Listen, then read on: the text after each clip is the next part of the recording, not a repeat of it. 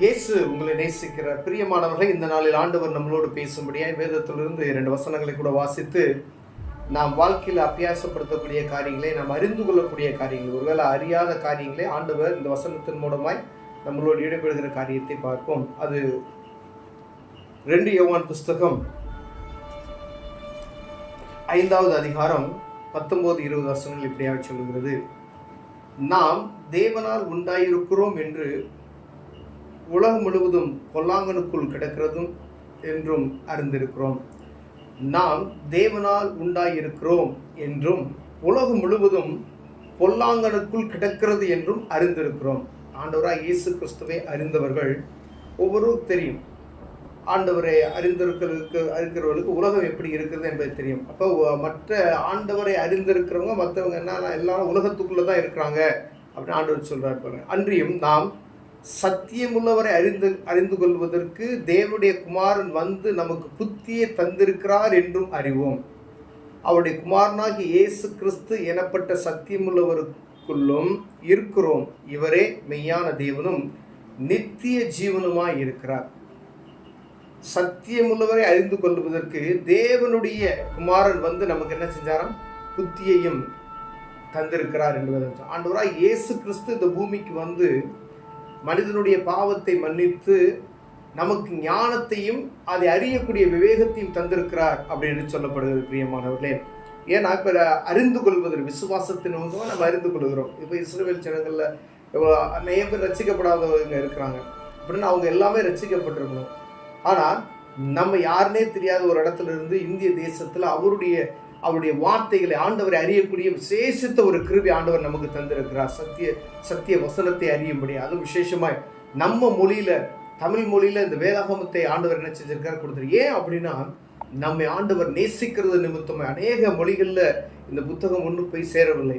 ஆனால் இந்திய தேசத்தில் நம்ம தமிழ் மொழியில் இந்த வேத புத்தகம் நமக்கு கிடைத்தது மிகவும் அரிய பொக்கிஷம் என்று சொல்லலாம். பிரியமெல்லாம், ஏன்னா அவரை அறிகிற ஞானத்தை நமக்கு தந்திருக்கிறார் என்று. அவர் வந்து குமாரன் வந்து சத்தியமுள்ள அந்த ஆவியானவரை நமக்கு அறிந்து கொள்வதற்கு அவரே நமக்கு அந்த ஞானத்தை தந்திருக்கிறார் அப்படின்னு சொல்லப்படுகிறது. பிரியமானவர்களே, இயேசு கிறிஸ்து எனப்பட்ட சத்தியமுள்ளவருக்குள்ளும் நாம் இருக்கிறோம்.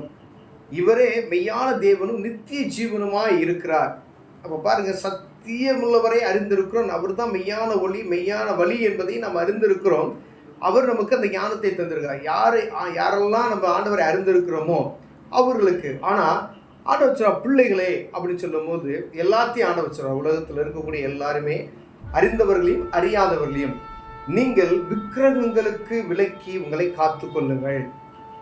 இதுதான் முக்கியமானது. நீங்கள் பிள்ளைகளே அப்படின்னு சொல்றார். உலகத்தில் இருக்கிற எல்லா மக்களையும், அதாவது உலகத்துக்குள்ள இருக்கிறவங்களையும் சேர்த்து ஆண்டவரை அறிந்து கொண்டவங்க விக்கிரகங்களுக்கு விலக்கி உங்களை காத்து கொள்ளுங்கள்.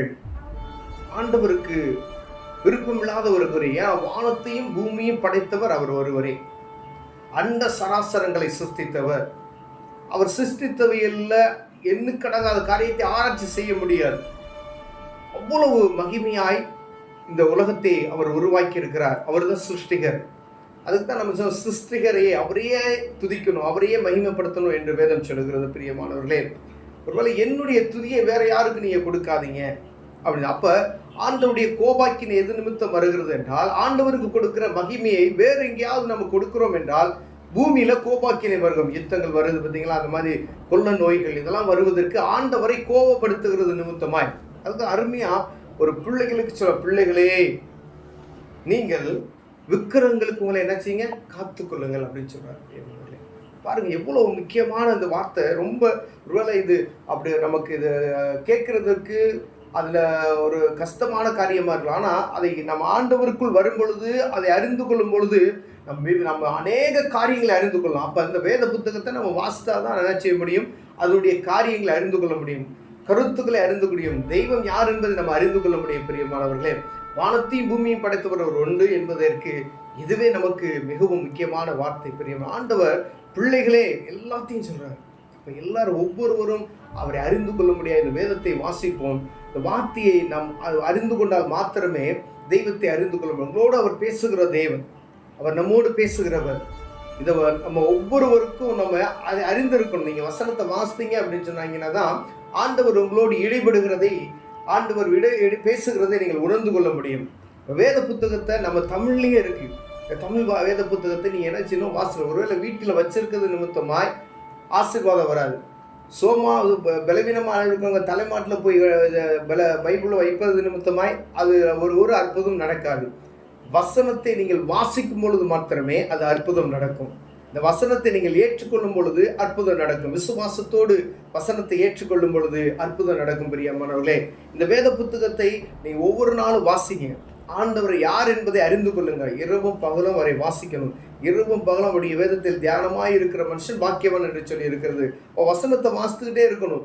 அவருடைய நாமத்தை மேம்படுத்தி கொண்டே இருக்கணும். அதற்காகவே நம்ம அறிந்திருக்கிறார், முன்குறித்திருக்கிறார், தெரிந்து கொண்டு இருக்கிறார்.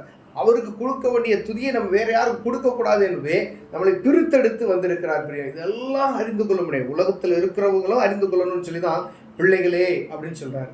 ஏன்னா அறியாதவர்களையும் ஆண்டவர் என்ன செய்யறார், அறிந்து கொள்ளும்படியாய். நீங்க இதுக்கு அவர் சொல்லக்கூடிய காரியம் விக்கிரகங்களுக்கு அப்படின்னு சொல்றாரு. அப்ப பாருங்க, விக்கிரகங்கள் எங்கெல்லாம் இருக்குதோ அப்ப நம்ம அங்க இருக்க உலகத்தில் இருக்கக்கூடிய மக்களுக்கெல்லாம் ஆண்டவர் ஒரு எச்சரிப்பின் செய்தியாக தான் கொடுக்குறாரு.